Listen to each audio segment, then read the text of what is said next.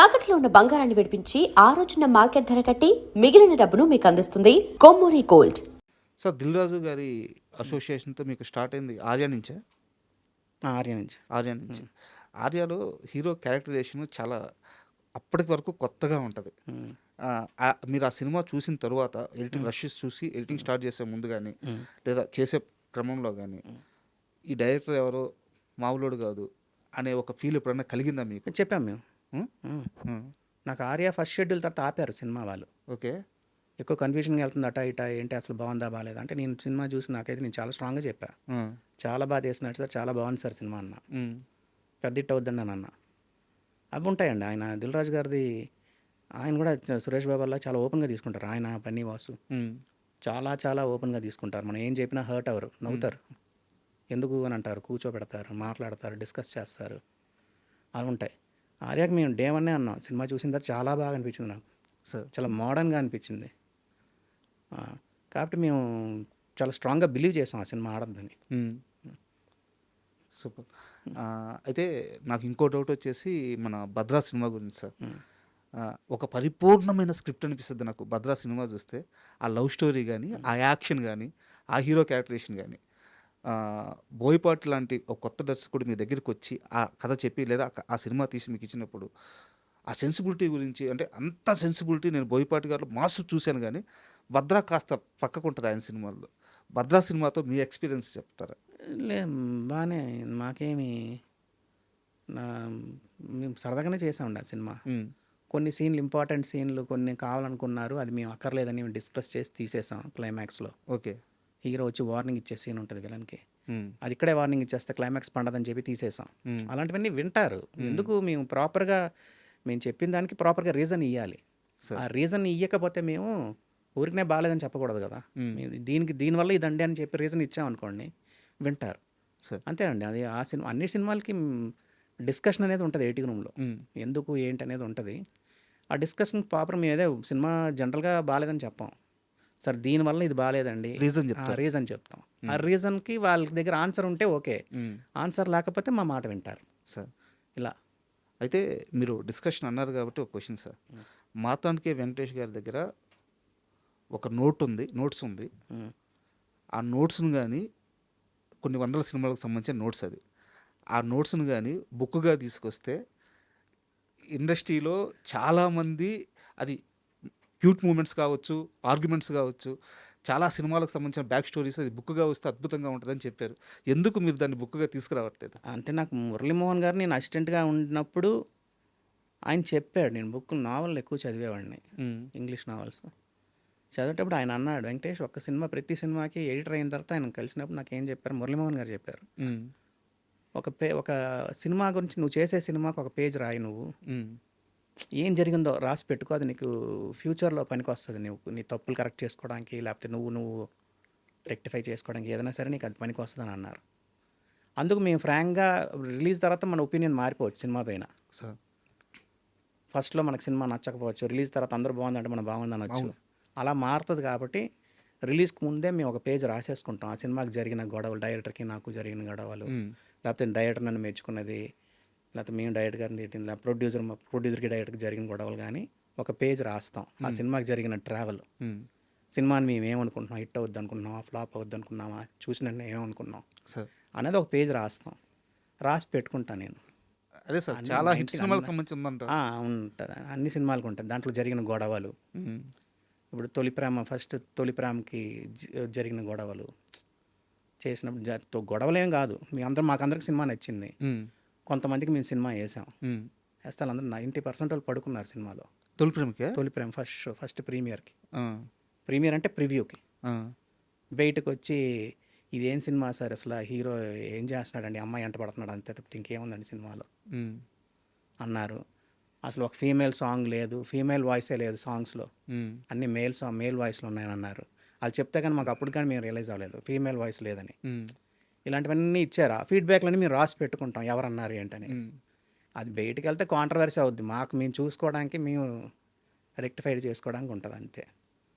అలా అన్ని సినిమా అంటే కొంచెం మేజర్ సినిమాలంటికి నేను రాసి పెట్టుకుంటాను, ఒక పేజ్ రాసి పెట్టుకుంటా. ఆలోచన ఏమైనా ఉంది సార్ దాన్ని బుక్గా తీసుకొచ్చే ఆలోచన? అది కాంట్రవర్సీ అవుద్దండి. అంటే అక్కడ ఇప్పుడు స్టేజ్ పైన అందరూ కౌగులించుకుంటారని చేసుకుంటారు ఉమ్, హీరోలు, డైరెక్టర్లు, ప్రొడ్యూసర్లు. బట్ రియల్గా అది ఉండదు. ఏటీ రూమ్లో ఎలా కొట్టుకున్నారు ఏంటనేది మాకు తెలుస్తుంది. మా దగ్గర జరుగుతాయి అన్నీ. ఉమ్, అన్ని సినిమాలకు ఉంటుంది, పెద్ద సినిమాలకి సార్ 90%.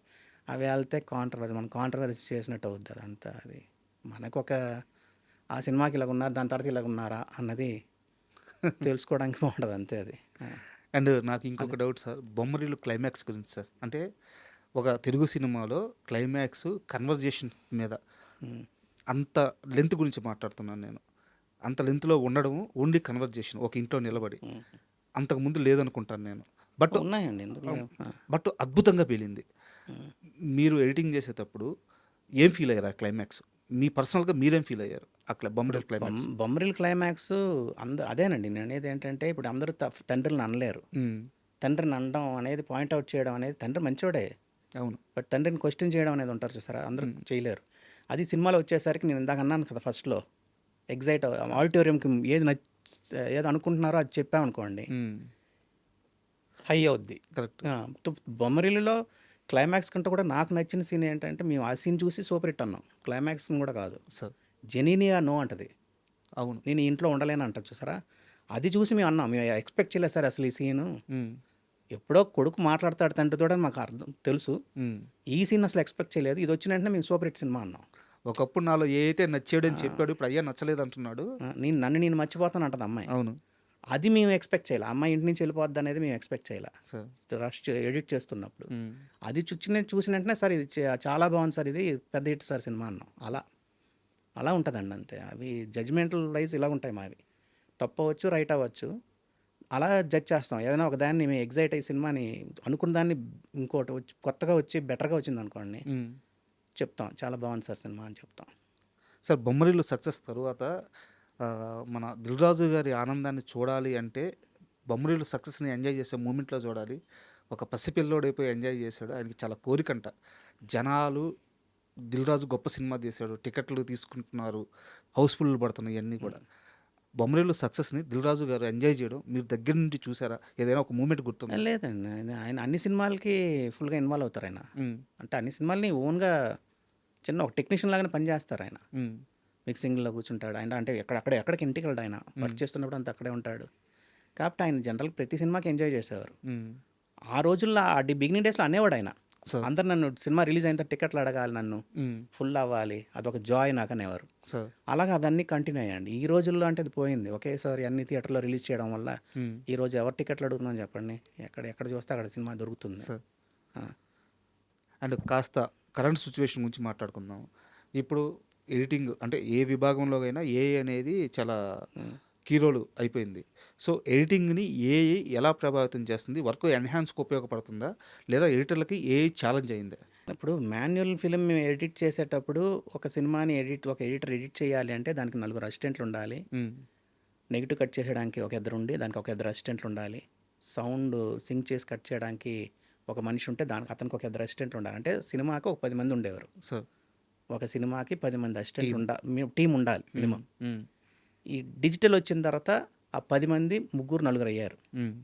ఏఐ వల్ల ఇంకొక ఏదో తగ్గుతారేమో, అంతేగాని ఎడిటింగ్ కంప్లీట్గా పోదండి. అదే ఎడిట్ చేసి అదే ఇచ్చేయడం అనేది ఉండదు. ఎడిటింగ్ ఏఐ అనేది ఒక ఇన్స్ట్రుమెంట్, అది ఒక టెక్నాలజీ అంతే. అది ఎమోషన్ని తీసుకురాలేదు కదా. ఇప్పుడు ఎక్కడ వైడ్ పడాలి, ఎక్కడ క్లోజ్ షాట్ పడాలి అనేది అది చెప్పలేదు. అది మనం అనుకొని ఎడిట్ చేయాలి. ఇప్పుడు వాళ్ళు ఎలాగే షూట్ చేసేటప్పుడు వైడ్, లాంగ్, క్లోజులు తీస్తున్నారు, ఎక్కడ క్లోజ్ షాట్ పడితే బాగుంటుంది అనేది మేము ఫీల్ అయ్యి మేము ఎడిట్ చేయాలి. అలాగే అది కంప్యూటర్లో చేసేయలేదు. కరెక్ట్. ఆటో ఎడిట్ చేసేయలేదు. అది ఎమోషన్ పట్టుకోలేదు. ఎమోషన్తో కూడింది ఫిలిం మేకింగ్. అది ఒకంతకు హెల్ప్ అవుద్ది అంతే. దానివల్ల కొంచెం డ్యామేజ్ ఉండొచ్చే కానీ మొత్తం అది డామినేట్ చేసేస్తుంది, దానివల్లే సినిమా అయిపోద్ది అనేది కరెక్ట్ కాదని నేను అనుకుంటున్నా. నా పర్సనల్ ఒపీనియన్ సార్. అండ్ ఒక డైరెక్టరు షూట్స్ చేసే ఆ రష్, అతనికి ఒక క్లారిటీ ఉంటే వచ్చే రష్ వేరుగా ఉంటుంది, లేదా అతనికి ఒక విజన్ ఉన్నా ఎక్కువ రావచ్చు, బట్ ఫైనల్గా అతనికి క్లారిటీ ఉంటుంది. బట్ కంప్లీట్గా పర్ఫెక్ట్ క్లారిటీతో ఏం కావాలో అదే షూట్ చేసి అదే ఎడిటింగ్ చేయించుకునే డైరెక్టర్ అంటే ఎవరి పేరు చెప్తారు? అంటే పాత రోజుల్లో స్క్రిప్ట్ ఉండి చేసేవారండి, లెంత్ తక్కువ వచ్చేది. అంటే మేము ఎలా పాత రోజులకి ఇప్పటికి తేడా ఏంటంటే ఒక రోజు షూట్ చేస్తే 2 మినిట్స్ ఎడిటెడ్ రష్ ఉండాలి. మ్మ్. అది లెక్క. మ్మ్. ఒక రోజు ఒక షూట్ చేసిన మెటీరియల్ 2 మినిట్స్ ఎడిటెడ్ రావాలి. సార్.